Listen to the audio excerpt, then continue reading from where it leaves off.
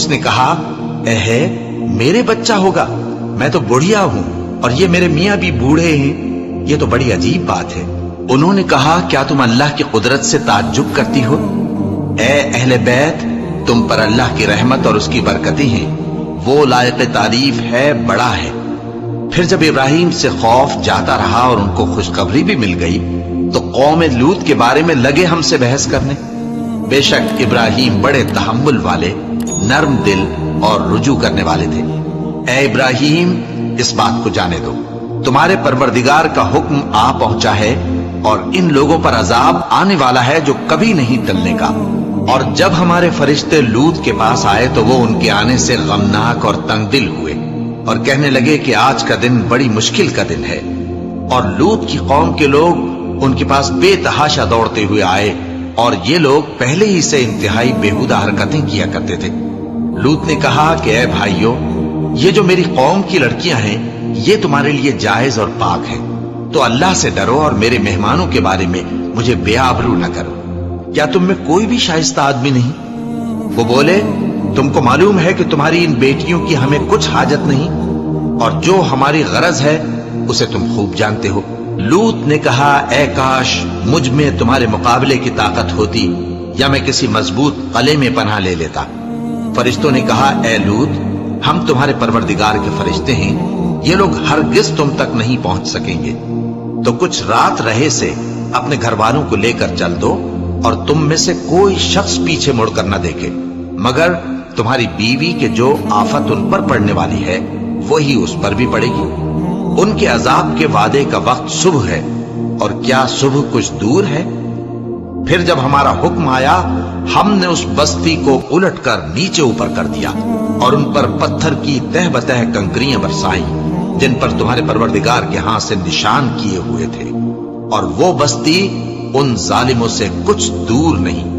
اور مدین کی طرف ان کے بھائی شعیب کو بھیجا تو انہوں نے کہا کہ اے قوم، اللہ ہی کی عبادت کرو کہ اس کے سوا تمہارا کوئی معبود نہیں، اور ناپ اور تول میں کمی نہ کیا کرو، میں تو تم کو آسودہ حال دیکھتا ہوں، اور اگر تم ایمان نہ لاؤ گے تو مجھے تمہارے بارے میں ایک ایسے دن کے عذاب کا خوف ہے جو تم کو گھیر کر رہے گا۔ اور اے میری قوم، ناپ اور تول انصاف کے ساتھ پوری کیا کرو، اور لوگوں کو ان کی چیزیں کم نہ دیا کرو، اور زمین میں خرابی کرتے نہ پھرو۔ اگر تم کو میرے کہنے کا یقین ہو تو اللہ کا دیا ہوا نفع ہی تمہارے لیے بہتر ہے، اور میں تمہارا نگہبان نہیں ہوں۔ انہوں نے کہا اے شعیب، کیا تمہاری نماز تمہیں یہ سکھاتی ہے کہ جن کو ہمارے باپ دادا پوجتے آئے ہیں ہم ان کو ترک کر دیں، یا اپنے مال میں تصرف کرنا چاہیں تو نہ کریں؟ تم تو بڑے نرم دل اور بڑے سیدھے ہو۔ انہوں نے کہا کہ اے قوم، دیکھو تو اگر میں اپنے پروردگار کی طرف سے دلیل روشن پر ہوں اور اس نے اپنے ہاں سے مجھے نیک روزی دی ہو تو کیا میں اپنا فرض ادا نہ کروں؟ اور میں نہیں چاہتا کہ جس بات سے میں تمہیں منع کروں خود اس کو کرنے لگوں۔ میں تو جہاں تک مجھ سے ہو سکے تمہارے معاملات کی اصلاح چاہتا ہوں، اور اس بارے میں مجھے توفیق کا ملنا اللہ ہی کے فضل سے ہے۔ میں اسی پر بھروسہ رکھتا ہوں اور اسی کی طرف رجوع کرتا ہوں۔ اور اے قوم، میری مخالفت تم سے کوئی ایسا کام نہ کرا دے کہ جیسی مصیبت نوح کی قوم یا ہود کی قوم یا صالح کی قوم پر واقع ہوئی تھی ویسی ہی مصیبت تم پر واقع ہو۔ اور لوط کی قوم کا زمانہ تو تم سے کچھ دور نہیں، اور اپنے پروردگار سے بخشش مانگو اور اس کے آگے توبہ کرو، بے شک میرا پروردگار بڑا مہربان ہے، بہت محبت کرنے والا ہے۔ انہوں نے کہا کہ شعیب، تمہاری بہت سی باتیں ہماری سمجھ میں نہیں آتی، اور ہم دیکھتے ہیں کہ تم ہم میں کمزور بھی ہو، اور اگر تمہارے بھائی بند نہ ہوتے تو ہم تم کو سنسار کر دیتے، اور تم ہم پر کسی طرح بھی غالب نہیں ہو۔ انہوں نے کہا کہ اے قوم، کیا میرے بھائی بندوں کا دباؤ تم پر اللہ سے زیادہ ہے، اور اس کو تم نے پیٹھ پیچھے ڈال رکھا ہے؟ میرا پروردگار تو تمہارے سب اعمال کا احاطہ کیے ہوئے ہے۔ اور اے قوم، تم اپنی جگہ کام کیے جاؤ، میں اپنی جگہ کام کیے جاتا ہوں۔ تم کو ان قریب معلوم ہو جائے گا کہ رسوا کرنے والا عذاب کس پر آتا ہے اور جھوٹا کون ہے۔ اور تم بھی انتظار کرو، میں بھی تمہارے ساتھ انتظار کرتا ہوں۔ اور جب ہمارا حکم آ پہنچا تو ہم نے شعیب کو اور جو لوگ ان کے ساتھ ایمان لائے تھے ان کو تو اپنی رحمت سے بچا لیا، اور جو ظالم تھے उनको चिंगाड़ ने आ दबोचा, तो वो अपने घरों में औंधे पड़े रह गए, गोया उनमें कभी बसे ही न थे। सुन रखो कि मदियन पर वैसी ही फिटकार है जैसी समूद पर फिटकार थी।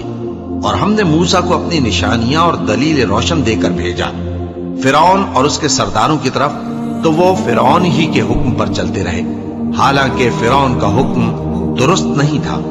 वो क़यामत के दिन अपनी कौम के आगे आगे चलेगा, फिर उनको दोज़ख में जा उतारेगा, और जिस मकाम पर वो उतारे जाएंगे वो बुरा है।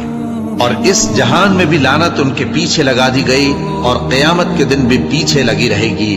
जो इनाम उनको मिला है बुरा है। ये पुरानी बस्तियों के थोड़े से हालात हैं जो हम तुमसे बयान करते हैं। इनमें से बाज तो बाकी हैं और बाज तहस नहस हो गई। और हमने उन लोगों पर जुल्म नहीं किया, बल्कि उन्होंने खुद अपने ऊपर जुल्म किया।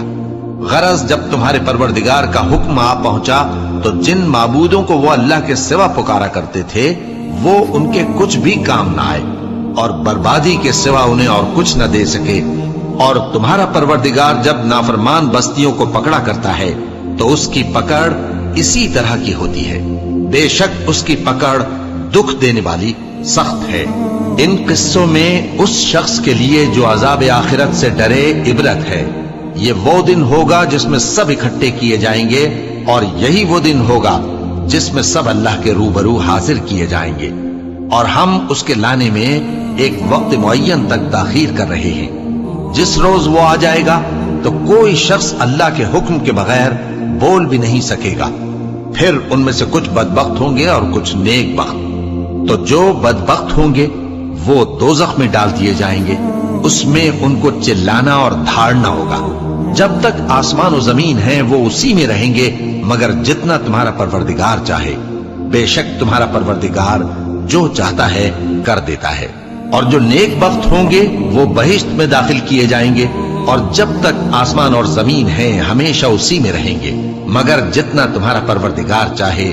ये अल्लाह की बख्शिश है जो कभी मुनक़ते नहीं होगी। तो ये लोग जो गैरुल्लाह की परस्तिश करते हैं, उससे तुम शक में न पड़ना। ये उसी तरह परस्तिश करते हैं जिस तरह पहले से इनके बाप दादा परस्तिश करते आए हैं, और हम इनको इनका हिस्सा पूरा पूरा बगैर कुछ कम किए देने वाले हैं।